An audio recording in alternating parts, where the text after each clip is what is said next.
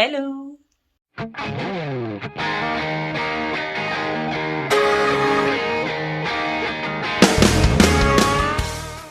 Hello à tous, j'espère que vous allez bien.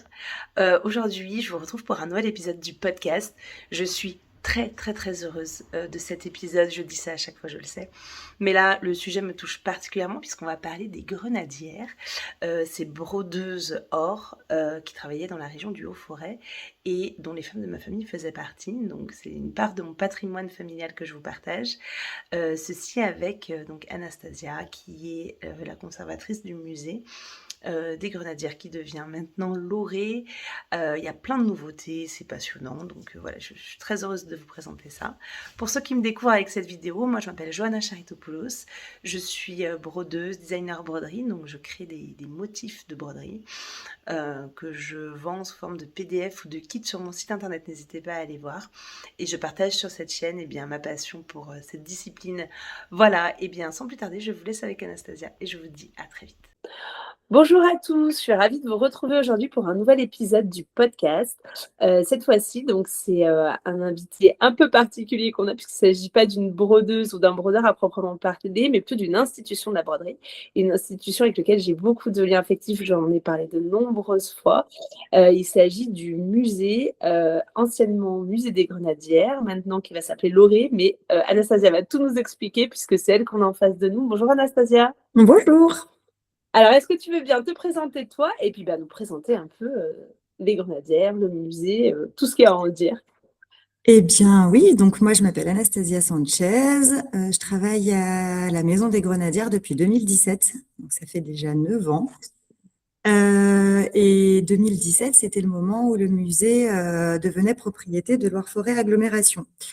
Et depuis, il s'est passé pas mal de choses, puisqu'en fait, eh bien, ça fait de nombreuses années qu'on travaille au redéploiement du musée. Donc le musée se trouve à Servières, pas très loin de la vallée de la Vêtre, là où les premières grenadières ont commencé à travailler. Et les grenadières, c'était donc des brodeuses au fil d'or qui travaillaient depuis chez elles.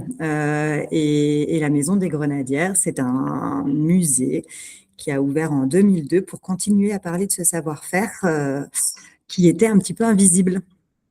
Oui, alors j'en profite pour en reparler une énième fois, mais moi je viens d'une famille en fait de grenadières, donc c'est pour ça aussi qu'on a des liens si particuliers. Ma grand-mère, sa sœur, ma grand-mère, elles étaient toutes grenadières.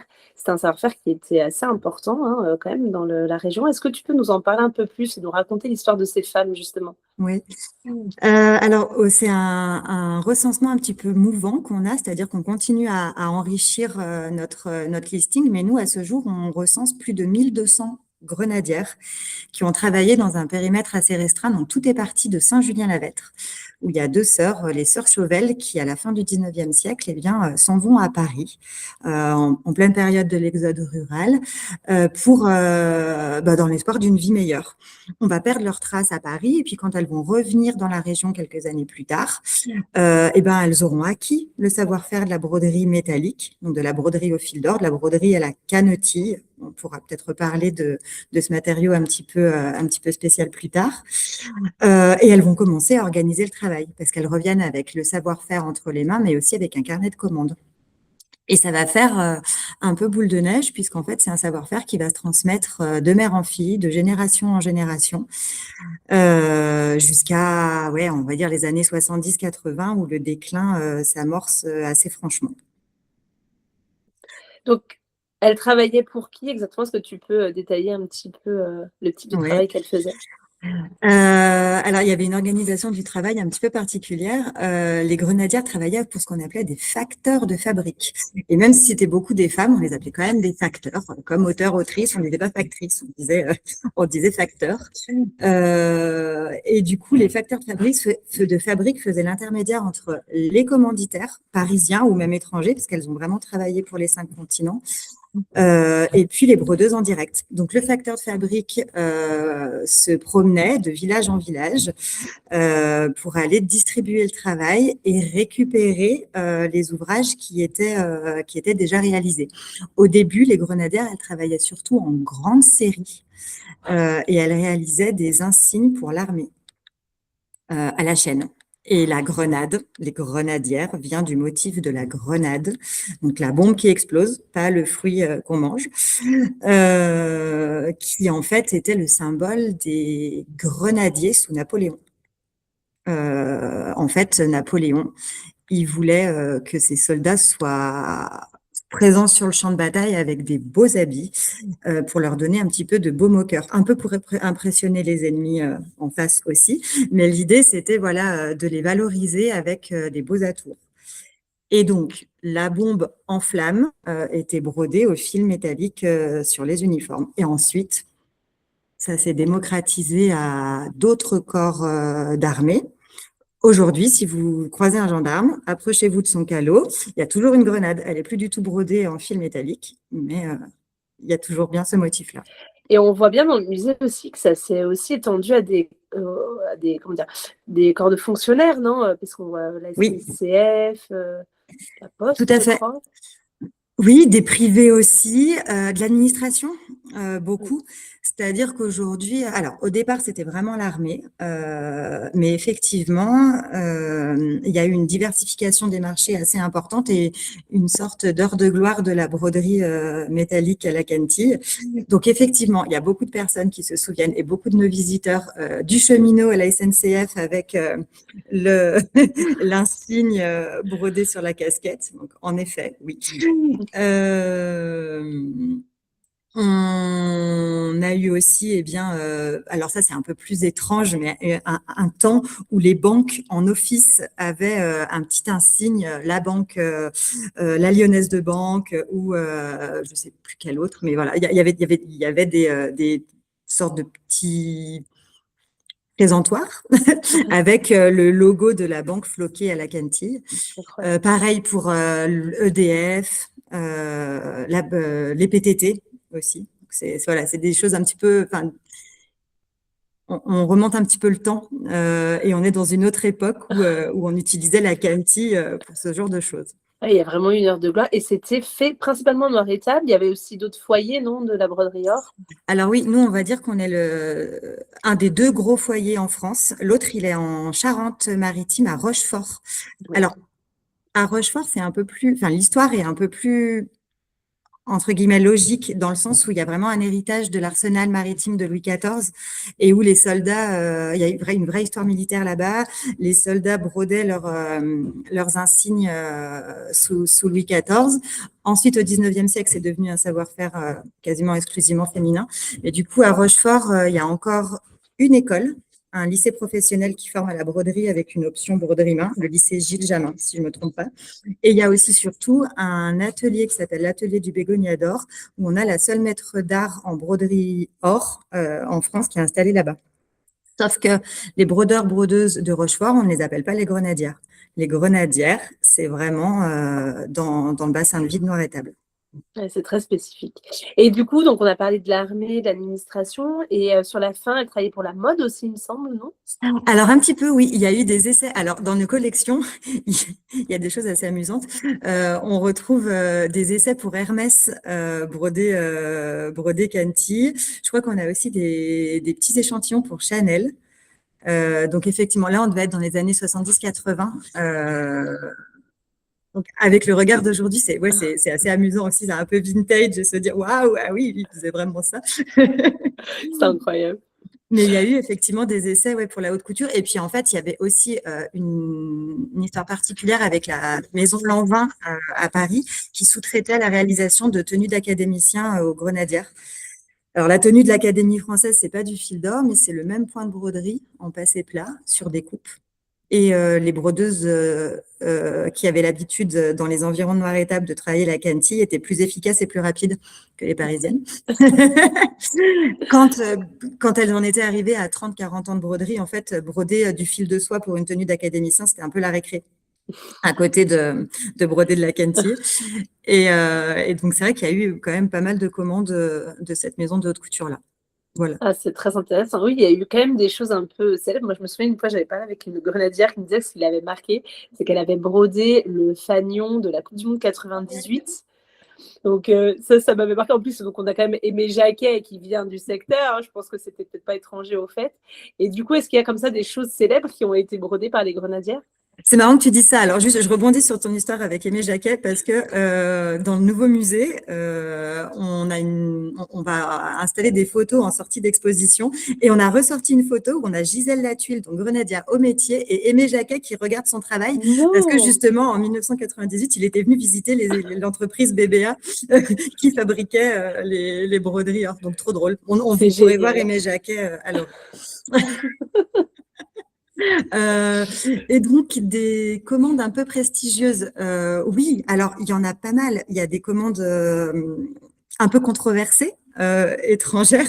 On parle assez régulièrement de la reproduction de la tenue de sacre de Napoléon pour Bokassa, donc cet empereur qui s'était autoproclamé empereur en Centrafrique. Donc voilà, il y a eu ce type de commande-là un peu incroyable et presque indécente dans les années 70, sachant alors, que les grenadières ne savaient pas pour quelle c'est brodette. ça. Moi, j'avais entendu cette histoire parce que Ouais. je crois d'ailleurs j'ai une de mes tantes qui était dans le lot. Et en fait, Bah elle ne oui, savait pas non. ce qu'elle brodait. Elles l'ont découvert dans Paris Match. Moi, j'avais entendu dire ça. Oui, il y a ce genre de légende-là, effectivement. Alors, visiblement, alors pareil, les grenadières, elles n'étaient pas du tout mises en lien, c'est-à-dire qu'elles travaillaient un peu chacune de leur côté. Et certaines avaient des infos, d'autres non. En fait, c'est ce qu'on se rend compte en allant discuter avec elles et en essayant de recueillir un petit peu cette mémoire-là. Mais effectivement, il y en a beaucoup qui nous ont dit nous, on ne savait pas, et d'autres qui nous ont dit bah, nous, on savait, on nous avait dit que c'était Bokassa. Ouais, Mais oui. effectivement. Donc, il y a Bokassa. Après, il y a eu des commandes pour la franc-maçonnerie. Il y a eu des commandes pour des dirigeants du temps des colonies aussi. Ouais, en relativement grosse quantité. Mais après, la plupart du temps, les grenadières, elles ne savaient pas pour qui elles brodaient. C'était Ouais, vraiment bien sûr. des petites mains de l'ombre Bien sûr. à qui on ne donnait pas énormément d'informations. Et il y a eu toute la période aussi de la Seconde Guerre mondiale, où on a Oui. retrouvé des cartons avec des croix gammées. Ouais. Et il me semble qu'il y a une petite histoire d'ailleurs à ce sujet. Bah, ça, c'est pareil. On a reçu là un don assez conséquent il y a même pas un mois de la famille Villeneuve, alors de Saint-Priest-la-Vêtre, qui est du coup une famille d'anciens facteurs de fabrique. Et effectivement, il y a des croix gammées dans le lot. Et la petite anecdote, c'est que certaines grenadières auraient glissé dans ces années un peu sombres des croix de Lorraine en signe de résistance sous les croix gammées, un peu comme au musée du Chapeau, où ils fabriquaient des bottes en poil de lapin hyper étanches pour les Allemands et on mettait du poil à gratter dedans. Ouais. Ça ressemble à, c'est le même, pour moi, c'est le même type d'anecdote c'est vrai. de l'époque. Nous, on a, j'essaierai d'intégrer les images, si je les retrouve, dans la famille, une broche avec une croix de Lorraine que ma grand-mère avait brodée à la Libération, donc qui reprend vraiment les codes de la broderie militaire. Et donc, elles étaient 4 sœurs, chacune des sœurs en avait brodé une. Et en fait, elles l'ont portée tout le long de la Libération derrière. Ouais. Donc, on retrouve cette histoire de croix de Lorraine. Bah oui, oui, oui, oui. Oui, c'est une histoire qui est complexe. En fait, c'est la petite histoire qui se mêle voilà, à la grande À la histoire. grande, ouais, exactement. C'est pas, mais après, comme beaucoup d'histoires, hein, c'est pas noir ou blanc. Oui. Et moi, c'est ce que j'aime beaucoup. En fait, au-delà des réalisations, c'est toute la sociologie du travail qu'on peut décortiquer avec les grenadières. Et en fonction des témoignages, on voit que pour certaines, c'était vraiment un moyen d'émancipation, une forme d'émancipation parce qu'on ramenait un salaire au travail, un salaire au foyer, on participait voilà, à la vie des ménages, etc. Et puis pour d'autres, c'était vécu comme extrêmement contraignant, presque avilissant, aliénant, parce que je pense que il y a certaines personnes qui sont pas faites pour ce genre d'activité non plus, que ça plaît pas à tout le monde. Bien sûr, oui. Oui, moi, ma grand-mère, elle n'aimait pas du tout. Ouais, bah voilà, trop drôle, je savais pas ça. Et d'ailleurs, quand on l'a amenée à l'ouverture du musée, ma mère disait, elle m'a foutu la honte, quoi, tout du long, elle disait, oh là là, c'est nul, mais vraiment, on était exploités, qu'est-ce qu'on fait un musée de ce truc-là? Enfin bon, c'est drôle. Ah, mais Alors du que coup, sa petite fille est devenue brodeuse. Oui, c'est ça, c'est ce que j'allais te dire, ça doit être dingue. C'est une belle ironie. Après, je pense, en fait, on en reparlera plus tard, mais c'est une technique qui est quand même extrêmement complexe, et je pense qu'effectivement, si on n'y prend pas plaisir, ça peut facilement être la punition aussi. Ah bah oui, mais c'est évident. Et puis les séries, quand on fait pendant toute la journée, peut-être quand on brode 150 grenades par jour, alors parce que voilà, il y en avait certaines, il fallait les faire en moins d'un quart d'heure. Bon, 150 c'est beaucoup trop, mais bref, quand on fait des grenades toute la journée, c'est que ouais, les yeux doivent se croiser au bout d'un moment. Bien sûr, mais c'est certain. Est-ce que tu pourrais nous parler un peu du déclin et ce qui a provoqué ce Oui. déclin du coup de ce métier? Eh ben, plusieurs choses, plusieurs facteurs. Pareil, encore une fois, c'est pas si simple que ça. Alors, il y a le fameux âge d'or là, de l'époque de la Canty qui s'est un peu essoufflé, on va dire. Il fallait renouveler les stocks assez régulièrement parce que une broderie Canty, ça ne s'entretient pas, ça ne se lave pas. Donc, au bout d'un moment, ça s'abîme. Donc voilà, il y avait une question de coût et de complexité, je pense, financière en termes de production et de renouvellement des stocks. Ensuite, on arrive dans les années 60 avec un début de mécanisation. Donc en fait, on va avoir des machines qui vont commencer à pouvoir automatiser les fils. Et du coup, on se rend compte que on n'est peut-être pas obligé d'utiliser de la Canty et qu'avec un fil métallique un peu plus traditionnel, en tout cas moins complexe à mécaniser, et ça fonctionne, que les broderies sont aussi moins fragiles et que ça coûte moins cher et que ça va plus vite. Voilà. Et puis, déjà dans les années 70, en fait, on commence à regarder un peu ailleurs dans le monde. Et puis, en fait, on retourne au Pakistan, un peu là où tout a commencé, puisqu'en fait, la broderie or, la broderie en général, hein, mais la broderie métallique, ça vient d'Asie. Que les Pakistanais, les Indiens, ils ont une tradition de la broderie extrêmement ancienne et qui savent très bien faire ça, la broderie à la Canty. Donc, à partir des années 70, on commence à délocaliser. Et là, aujourd'hui, actuellement, quasiment l'intégralité de la broderie Canty qu'on trouve en vente en France est réalisée là-bas. Donc voilà, plein de facteurs. Il y a un effet de mode qui passe, la mécanisation, industrialisation et la délocalisation, qui fait que on a des élus locaux dans les années 90 qui commencent à s'alarmer en fait de la disparition du savoir-faire dans la région et qui du coup portent le projet d'un musée conservatoire. Et du coup, la Maison des Grenadières ouvre ses portes en 2002. Ah oui, que c'était consécutif à ça. Ouais, Alors, vraiment. Ouais.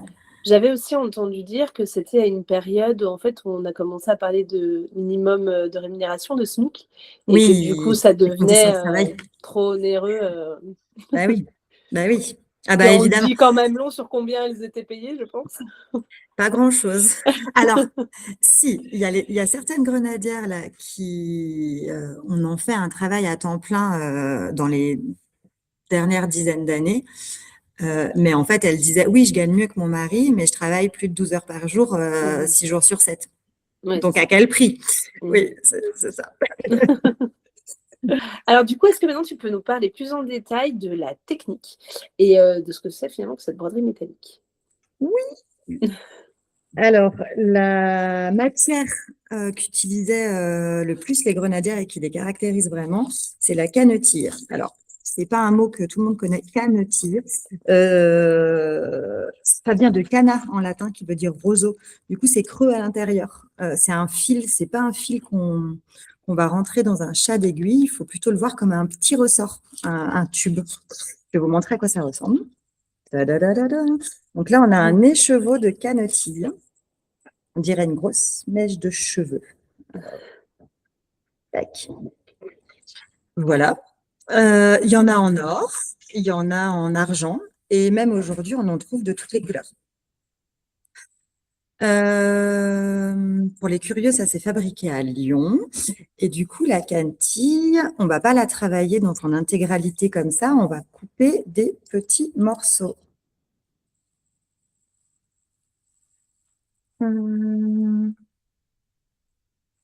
Alors, en petits morceaux coupés, je sais pas, alors ça va être plus complexe. Essayons de voir. C'est pas évident, hein. Là, j'ai un petit bout de cantille. Et si je tire dessus, est-ce que vous voyez que... Pas Ouais, dit, hein. on arrive à voir le ressort qui s'étire. Le ressort s'étire. Donc, je me mets de l'autre côté.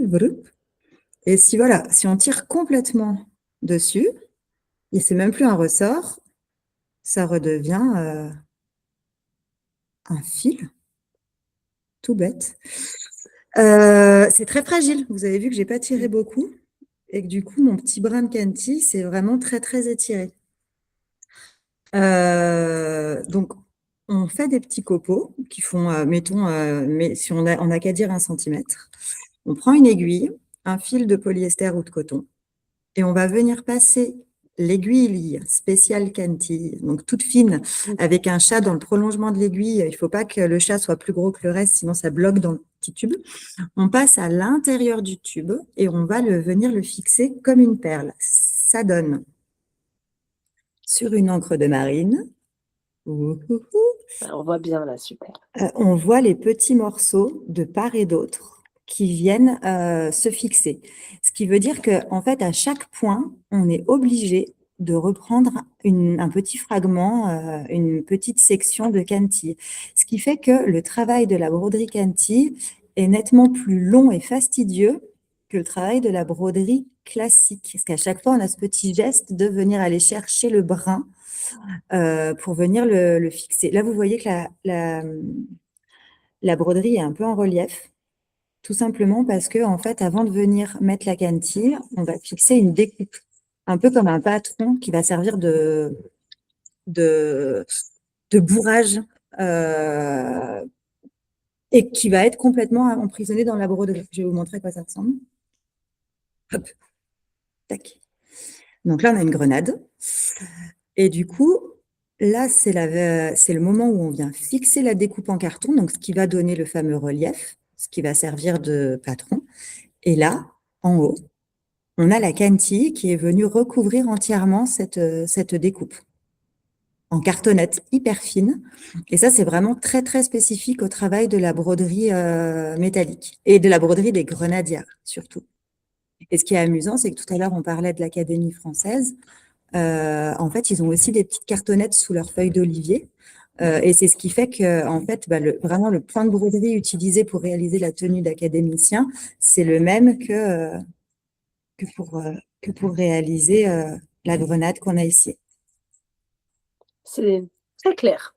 Franchement, en plus, on voit bien. C'est vrai que je trouve que c'est une technique qui n'est pas facile à expliquer. Non, c'est bien quand il y a des visuels. Oui. Et pour faire ça, pour faire la petite découpe en carton, parce que vous voyez que c'est quand même pas évident. Alors, quand il y a des grosses découpes, on fait au scalpel à la main. Mais à l'époque des grenadières, on utilisait des emporte-pièces. Donc là, vous avez un emporte-pièces de la SNCF. Boum. Tac. Et donc ça, on va avec un plomb.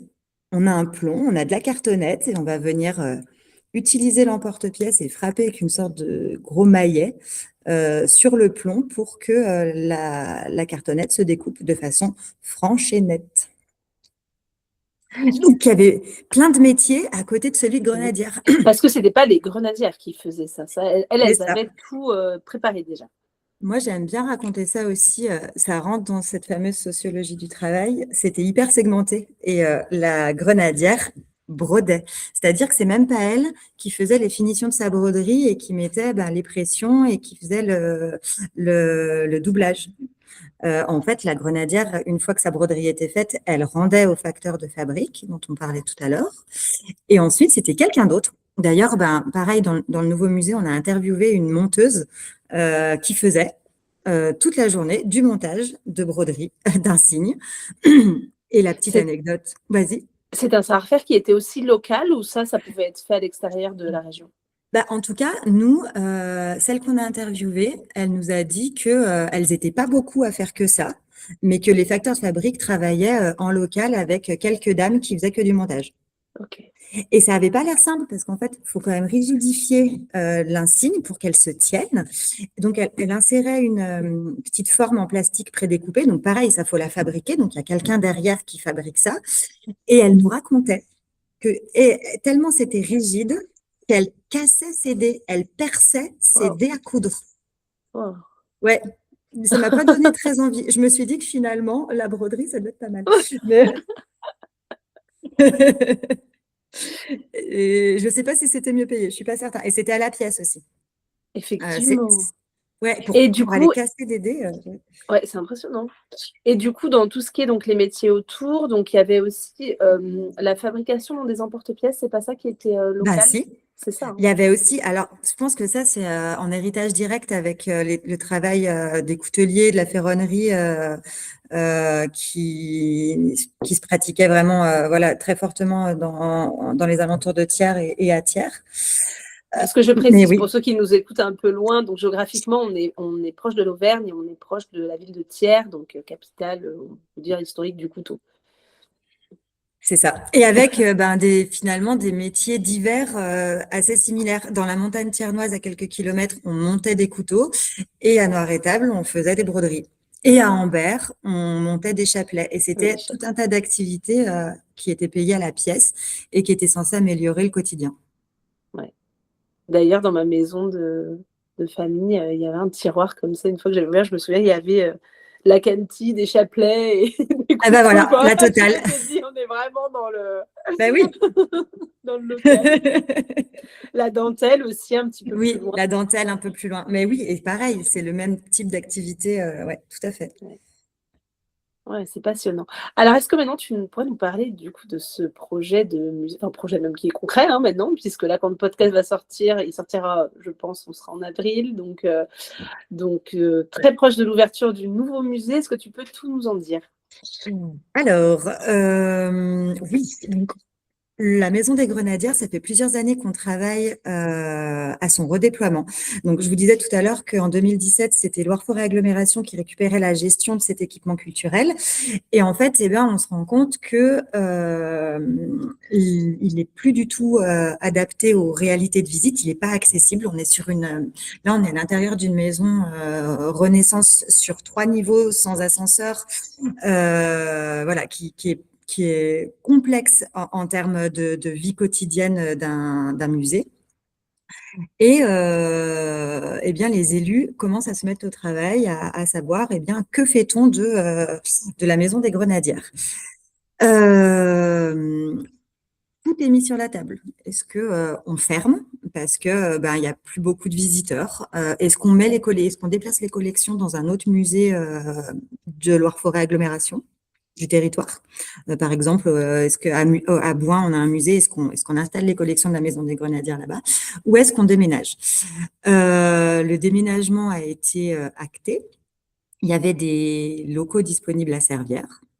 Donc là, on passe de 200 mètres carrés à 700 mètres carrés avec l'ORE. Donc c'est bien. On va être beaucoup plus à l'aise. On va pouvoir développer les publics, notamment le public scolaire qu'on ne pouvait pas du tout accueillir ici, puisqu'en fait, les bâtiments sont trop exigus. Ah oui.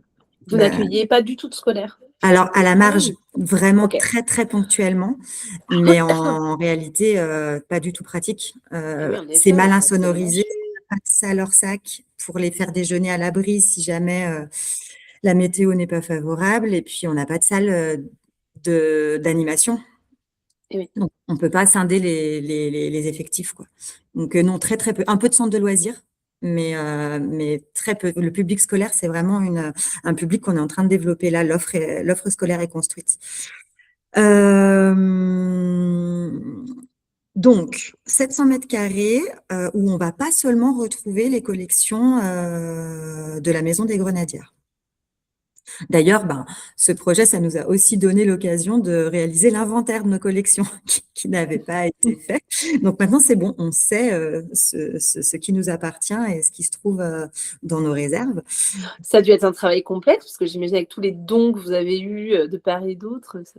Et ben la première, en 2023, la première chose, ça a été de savoir qu'est-ce qui nous appartient et qu'est-ce qui nous appartient pas. Est-ce qu'il y avait des prêts? Il y avait des dépôts, notamment d'une société, Marc, qui fabrique du vêtement technique et qui nous avait, à l'ouverture du musée, qui avait mis en dépôt son fonds d'archives. D'accord. Avec énormément de choses hyper intéressantes, mais qu'on n'a pas du tout les capacités humaines de traiter. Donc, ce fonds d'archives est désormais en bonne condition de conservation aux archives départementales de la Loire et on espère que le fonds sera traité dans les prochaines années. D'accord. Alors, vêtements de travail, ça consiste en quoi exactement? Eh ben, il fabrique du vêtement technique McDonald's jusqu'aux vêtements militaires des soldats, quoi. Ah oui, d'accord, ok. À la Lien, voilà, je tenue voyais pas de trop le lien. l'académie, ouais. Donc ça, D'accord. il y a un panel extrêmement large. Marc, En ça effet. s'écrit M-A-R-C-K. Très bien. Donc voilà, effectivement, il a fallu qu'on comprenne ce qui nous appartenait et ce qui ne nous appartenait pas. Et puis ensuite, il a fallu inventorier. Donc, on étiquette, on dépoussière, on crée un tableur Excel avec je ne sais plus combien de colonnes, beaucoup trop. Et puis oui, on se rend compte qu'il y a des pièces qui auraient besoin d'être restaurées. Il y en a d'autres qu'on redécouvre et où on se dit, ah bah, ce serait vraiment super de pouvoir les exposer. En fait, il y a un vrai travail en régie des collections qui s'est amorcé depuis qu'on sait qu'on va déménager parce que là, actuellement, il y avait des pièces qui étaient exposées depuis 2002 au premier étage de la Maison des Grenadières. Et en termes de conservation, c'est pas très bon. Ouais, bien sûr. Donc, la bonne nouvelle, c'est que les visiteurs qui viendront nous voir à Loré et qui ont déjà visité la Maison des Grenadières vont découvrir d'autres pièces. Ça, c'est chouette. Et puis, étant donné qu'on va avoir des vitrines, des nouvelles vitrines, donc une nouvelle scénographie entièrement revue, on a fait en sorte en fait que l'hygrométrie, donc l'humidité et les températures soient contrôlées à l'intérieur de ces vitrines, ce qui va nous permettre en fait de pouvoir prétendre à des prêts d'autres institutions, d'autres musées. Donc pareil, en fait, l'idée, c'est vraiment d'aller renouveler chaque saison des petits bouts d'exposition Ah, génial. pour proposer un peu de changement et puis de changement de regard aussi. Bien sûr. On parlera pas tout le temps de la même chose. Alors évidemment, les Grenadières, c'est vraiment notre ancrage et c'est la raison d'être du déménagement, etc. Mais on a vraiment besoin de garder les deux pieds dans le présent et pas seulement de parler du passé et de ce siècle d'âge d'or dans la région. Donc, on va avoir aussi pas mal de créations contemporaines. Donc là, on travaille avec certaines personnes que tu as déjà interviewées dans tes podcasts. Donc, il y a effectivement la marque Macon et Lesquois avec laquelle on s'est associé. Alors, c'est un peu le fil rouge, Macon et Lesquois, sur tout le projet qui ont vraiment réinventé le travail de la Kenti avec de la Kenti colorée, justement. Il y a un ancrage aussi au Pakistan. Enfin, tout ça, on veut le raconter parce qu'en fait, c'est la réalité. Il n'y a pas de quoi avoir honte, quoi. Enfin, en tout cas, c'est ce qui se passe et on a à cœur d'en parler. Élise Bénétro, donc de The Comptoir aussi, qui va nous pimper des anciennes photos de Grenadières avec qui on avait déjà travaillé il y a 2 ou 3 ans, je me souviens plus. Ouais. Le temps passe vite. Ouais. Je vous invite à aller voir l'épisode du podcast. Effectivement, avec Élise de The Comptoir, on en parle, et avec Marie aussi, Macon de chez Macon et Lesquois, on a évoqué tout ça.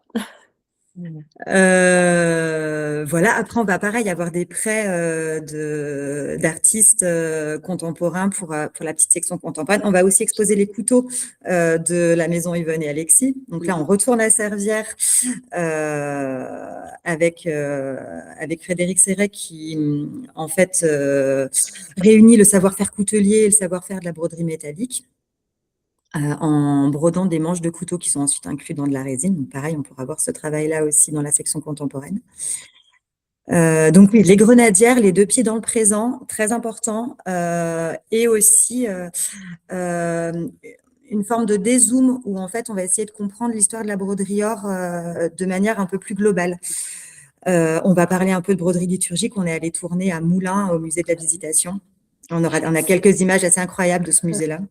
Je fais une parenthèse sur la broderie liturgique. C'est quelque chose qui n'a pas vraiment été fait, non, dans le travail des Grenadières. Comment ça se passait? Non.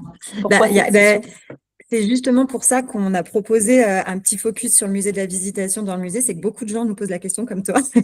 Et en fait, on a dans nos collections quelques pièces de broderie liturgique, mais en fait, elles ont vraiment fait ça à la marge. Je suis même pas sûre que ce qu'on a dans nos collections, ce soit les Grenadières qui les aient brodées. Okay. Je suis pas du tout certaine de ça. Parce qu'en fait, les religieux avaient aussi une pratique de broderie. Il y a encore des religieuses qui brodent aujourd'hui. Je dis souvent que c'est réalisé en interne. Et au final, les Grenadières, très peu. Alors, il y a eu, je pense, pour les paroisses de Noir-Étable, de la Vallée de la Vêtre, mais de façon très marginale. C'était pas du tout la spécialité, le cœur de métier, quoi. Et oui. Mais c'est des questions qu'on a très régulièrement. Donc, à Loré, on a ce musée de la broderie or qui va s'appeler comme ça, le musée de la broderie or, parce que dans Loré, on a des petites boîtes. Donc, le musée de la broderie or, on va dire que c'est la boîte numéro 1. Ensuite, on a une expo temporaire, boîte numéro 2, qui sera renouvelée chaque année et qui va vraiment proposer de s'ancrer dans la création contemporaine textile. Alors, de la broderie, mais pas que de la broderie. On va pouvoir proposer d'autres pratiques. Moi, je ne ferme pas ces portes-là parce que ça peut aussi permettre aux propos de se renouveler, à des partenariats intéressants de se créer. Et cette année, on est encore en lien avec la Biennale textile qui s'appelle le FIT, le Festival international des textiles extraordinaires, qui se déroule une année à Clermont-Ferrand, une année à l'étranger. Et donc, cette année, ce sera sur le thème de beauté. Et nous, on s'insère dans la programmation avec une exposition qui fait dialoguer des broderies afghanes, donc des femmes en Afghanistan qui brodent des petits carrés de broderie qui sont réinterprétés par des artistes plasticiens textiles, mais pas que, français. Génial. Voilà, donc ça, c'est la deuxième boîte, l'expo temporaire. Alors, on a une boîte un peu étonnante qui s'appelle Le Point de Vue, l'expo des paysages du Forêt. Donc, c'est une exposition sur les paysages.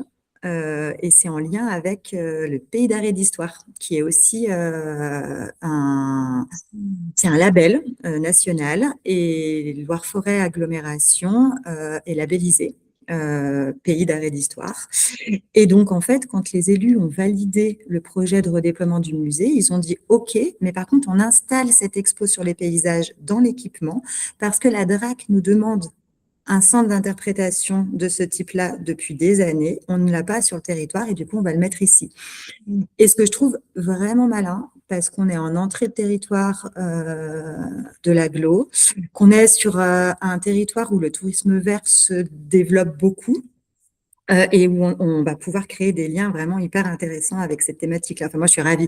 On va pouvoir parler d'environnement, on va pouvoir parler un peu de biodiversité, de la forêt, et je pense que ça a vraiment toute sa place à l'Orée. Donc ça, c'est la troisième boîte. Et on va avoir une super vue sur le paysage. Vous verrez, on a une énorme fenêtre. Enfin, on va être bien. C'est très beau. Un accueil boutique qui se va plutôt ressembler à un concept store qu'une boutique traditionnelle de musée. On aura une partie friperie dans cette boutique. Une grosse partie librairie, parce que ça marche quand même bien, et on vendra plein de kits. Et tes kits aussi. On est en première. Ben ouais. Et donc, une fois qu'on aura acheté une fripe à la boutique, et ben, on pourra éventuellement aller la customiser, la pimper dans l'atelier textile. Donc, une salle tout équipée de machines textiles, pro et familiales, qui sera accessible sous condition de savoir faire fonctionner les machines, en dehors des heures d'ouverture du public et en libre service. Il faudra passer un permis avant, un permis brodeuse ou un permis recouvreuse. Enfin, bon, voilà, on est en train de réfléchir à ça. Et une salle d'animation qui va vraiment nous permettre de développer les publics. Et à côté de ça, de façon plus indépendante, en tout cas, cet espace-là ne communiquera pas avec le reste de l'équipement. On a un atelier qui sera réservé aux résidences de création. Donc là, l'idée aussi, c'est vraiment d'essayer de développer l'accueil d'artistes. Alors, si c'est des artistes textiles, c'est encore mieux, mais pareil, pour l'instant, on ne se ferme pas de porte. On va voir comment ça évolue, puisqu'on ne peut pas tout mener de front d'un coup. Très intéressant. Et du coup, pour l'aspect atelier, oui. Parce que ça, c'est quelque chose qui a été développé au fil du temps. Il n'y en avait pas au début. Est-ce que tu peux nous parler un peu de cet aspect-là que je trouve très intéressant aussi du musée? C'est bien, ça me permet de rebondir. En fait, donc comme je vous disais, ça fait depuis 2018 qu'on est en train de réfléchir au déménagement du musée. Et du coup, l'idée, c'était vraiment de préfigurer à la Maison des Grenadières ce qui allait se passer 200 mètres plus loin, à l'Orée, de Fil en Lien. Donc, en fait, on a commencé à développer un programme d'animation saisonnier. Et on va dire que ce programme d'animation, il monte vraiment en puissance depuis l'après-crise sanitaire, là, depuis 2022, 23, 24, 25, où chaque saison, on a de l'atelier d'initiation. Pareil, on va explorer d'autres techniques textiles que la broderie. On a de l'action culturelle aussi, du spectacle. On a accueilli un spectacle de danse là qui s'appelle Fibre, qui était vraiment super. Et puis chaque année, voilà, on essaye de proposer des choses un peu différentes. Et en fait, c'est assez amusant parce que notre fréquentation est stable, mais par contre, on a de plus en plus de gens qui viennent pratiquer. Qui viennent, en fait, on est en train de, comment dire, avant on avait peut-être les ateliers, on avait peut-être 5% d'ateliers et 95% de visites musées, et là on est peut-être, alors les chiffres sont pas bons, mais on est peut-être à 30%, 70%. Ah, Parce que les groupes de visiteurs seniors, on en accueille un peu moins, parce que aussi, de toute façon, nos espaces sont un peu contraints, donc on ne peut pas faire des miracles. Mais par contre, le programme d'atelier vraiment monte en puissance. génial. Et donc, pareil, on t'accueillera aussi Oh oui, effectivement. Je à vous plusieurs mettrai reprises. toutes les dates, mais je vous invite vraiment à aller voir le site internet qui est en ligne déjà de Loré avec toute la programmation. C'est hyper riche, ouais, très très vivant et vraiment un beau travail, je pense, à ce niveau-là. Sur la partie musée, est-ce que tu aurais d'autres choses à nous dire, d'autres choses qui te viennent? Alors oui, il y a quelque chose, ouais. Petite dernière chose sur la partie musée. En fait, on a vraiment réorganisé le parcours. Alors, c'est pas du tout un parcours linéaire, mais par contre, il est organisé autour d'un espace central d'expérimentation. Parce qu'en fait, on se rend compte ici, pareil, on a préfiguré, on a testé avec les visiteurs, etc., que le meilleur moyen pour comprendre comment ça fonctionne, cette broderie Canty, c'est de s'y mettre, c'est de s'y coller. Passer un temps au musée où, en fait, on voyait la démonstration en fin de visite. Exact. Et en fait, on avait des gens au bout d'une heure qui disaient « Ah, ça y est, j'ai compris. » On disait, ah c'est dommage, ça fait 1 heure que vous êtes là. Bon, c'est bien d'avoir compris, mais du coup, on vous parle depuis 1 heure. Et donc, là, l'idée, c'est vraiment de mettre les visiteurs au boulot. Donc, il y aura 4 métiers à broder de grenadière qu'on a fait restaurer pour pas trop que ça bouge et que la matière première reste un peu en place, avec des tutoriels. Donc, on a filmé une brodeuse avec qui on travaille qui s'appelle Marine Ferrand, ça marque, je crois, c'est la cahute de Marine. Je qui est salue venue l'an Marine dernier. d'ailleurs parce que Mais oui. celle qui m'a formée en broderie au début en broderie et aussi au Lunéville, enfin en fait celle qui m'a appris mon métier. Donc coucou Marine si tu nous regardes. Elle est venue en janvier dernier pour réaliser du coup toutes ces prises de vue.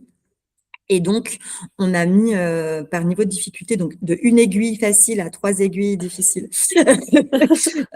point de tige, du point de Génial. nœud. On peut essayer le passé plat. Bon, là, bon courage, parce que le passé plat, c'est ce qu'on a vu sur les… Quand on commence avec ça, c'est pas toujours très satisfaisant, mais c'est bien d'essayer pour se rendre compte. Ouais. C'est chaud, hein. Oui, je confirme. Donc, 4 métiers à disposition. Et puis, on a un métier enfant pareil, on avait testé lors d'une expo temporaire qui était en lien avec Mille Formes. Peut-être que certains d'entre vous connaissent, mais c'est le centre d'initiation à l'art contemporain pour les tout petits de Clermont. Ils viennent d'en ouvrir un à Montpellier. Et du coup, ils nous avaient prêté une table trouée, une table en bois trouée. Et du coup, il y a plein de perles, de plumes, de rubans, et les enfants avec des aiguilles en plastique peuvent venir faire leur point de broderie sur la table, quoi. Pareil, donc là, il y a des modèles. On a dessiné, je crois qu'il y a des poissons, des maisons, et puis on peut apprendre le point de croix aussi. Enfin bref, voilà, il y a des petits tutos aussi pour les petits. Donc l'idée, c'est vraiment, on encourage le visiteur à aller essayer, et puis après, il ira piocher dans les espaces ce qu'il aura envie d'aller chercher dans les différentes séquences. S'il veut parler d'histoire, ou s'il veut aller voir la broderie contemporaine, ou les images de moulins. Formidable. Et alors, on ouvre le ciné. Ah oui, oui, précision J'ai pas dit importante ça. quand même. Le CIMED, de toute façon, je vous mettrai dans le descriptif les infos pratiques et puis les liens vers les réseaux sociaux aussi. Hein. Vous avez des réseaux sociaux qui sont quand même actifs. Alors, j'aime bien finir mon podcast par 2 questions. Là. Je vais m'adresser plutôt à toi, Anastasia, et à on va dire tes goûts personnels. Alors, première question, est-ce que tu aurais déjà une recommandation autour de la broderie? Ça peut être une recommandation culturelle, une exposition, un livre, ou alors quelque chose de technique aussi, après tout, pourquoi pas, une adresse, que sais-je. Et alors, moi, j'adore parler de ce livre. Hop, je ne sais pas si tu le connais. Mais non. Eh ben voilà. Bon, alors ça s'appelle Les Malices du fil, Agnès Guillemot qui a écrit ça. Alors Agnès, c'est un peu, moi j'adore cette fille. On l'a accueillie pour les Journées du patrimoine, pas en 2025, mais en 2024. Elle était éditrice. Donc elle a fait Sciences Po, elle a été éditrice pour plusieurs maisons d'édition, dont celle-ci. Et elle est aussi brodeuse et baroudeuse. Et du coup, dans ce petit essai, c'est hyper poétique. Et on est dans la peau d'une brodeuse haute couture. Donc, ça a été son travail pendant Génial. plusieurs années. Et elle fait plein de petites références à l'histoire de l'art, à la littérature. Et en fait, c'est hyper bien senti. Ça se lit. Je trouve que quand on est brodeuse, moi, les visiteurs qui ont une appétence pour le fil, en fait, je leur vends ce livre à chaque fois. Je leur dis, mais c'est trop bien. Ah, mais ça me donne envie. J'ai des très bons retours. En plus, il coûte 8 €, c'est un tout petit bouquin et très, très beau. Très, très, très beau. Voilà. Génial. Agnès Guillemot, Les malices du fil. Je mettrai pareil dans la description toutes les infos. Et alors, j'ai fini toujours par cette question. Est-ce que tu as un regard sur un autre, un brodeur, une brodeuse que tu aimes particulièrement et dont tu pourrais nous parler? Alors moi, c'est une artiste que j'ai découverte sur les réseaux, sur Instagram. C'est Julie Renou. Elle a une marque qui s'appelle Hippie-Can. Je pense que ça, c'est la déformation avec la cantille et d'essayer de trouver des choses un peu étonnantes en cantille. Donc pareil, elle a écrit une sorte de livre de tuto de projet. Voilà, c'est pour réaliser des projets brodés. Et en fait, ce que j'adore, c'est qu'elle crée des planches naturalistes et anatomiques hyper détaillées. Alors, je me demande en fait quelle était sa vie avant d'être brodeuse, parce que visiblement, elle est autodidacte, mais je me dis, punaise, si ça se trouve, elle était médecin, enfin, je sais pas, ou peut-être qu'elle l'est encore. En fait, c'est vraiment hyper détaillé et c'est très beau et elle utilise du fil métallique et je trouve ça fabuleux. Hyper Excellent. original.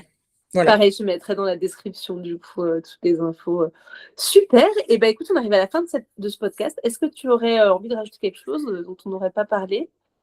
Bah non, je pense que c'est tout bon. On vous attend à l'orée. Voilà. Oui, venez. Vraiment, avec plaisir. Ça n'avait pas fini d'entendre parler parce que de toute façon, et ben, comme on s'est dit, on a déjà un partenariat à travers des ateliers, des kits. Et puis moi, voilà, c'est mon musée de cœur. C'est depuis le début, voilà, il y a des liens très particuliers. Donc, longue vie à Laurie. Merci, Johanna. Allez, à bientôt. Au revoir, à bientôt.